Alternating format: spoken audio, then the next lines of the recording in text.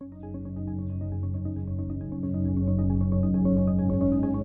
जगन्नाथ सांग मैंने आज ब्लॉग स्टार्ट करुच्ची मो ठाकुर पाखर जमीक सबुदिन ठाकुर पाखर ब्लॉग स्टार्ट करे। ठाकुर पूजा सारिकी मु आसिली ये ब्रेकफास्ट बनवाई अटा चकुड़ी ब्रेकफास्ट आम खाइलु अटा चकुड़ी। लंच टाइम आसीगला लंच रे मो हजबैंड को आज कहली जे आज गोटे भेज पुलाव बना कहीं आज गुरुवार भेज पुलाव खायापी बहुत इच्छा होची। हजबैंड हाथ भेज पुलाव बहुत टेस्टी लगे से मो हजबैंड को कहली टी भेज पुलाव मु सब परिवा सब रेडी कर दूची आ तमें टी आज टी बनईदेव भेज पुलाव।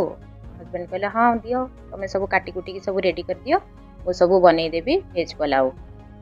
भेज पुलाव मुझे काटी गाजर बीन्स मटर छुई आउ बीटरूट फूलकोबी।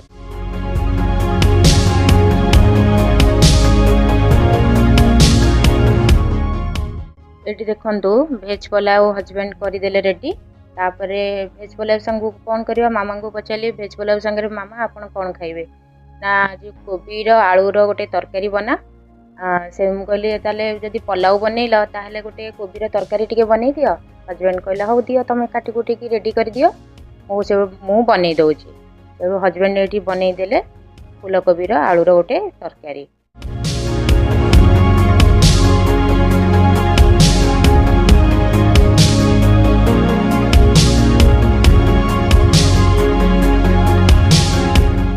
देखु हजबैंड केमिति बनई देइचंती भेज पुलाव आउ फूलकोबीर तरकारी। ये देखु केते सुंदर आउ केते टेस्टी से बनईचंती। जदि मो वीडियोटी आपण मानको भल लागि थाए लाइक शेयर सब्सक्राइब करिवे। रहुची जय जगन्नाथ। देखा आगो ब्लॉग।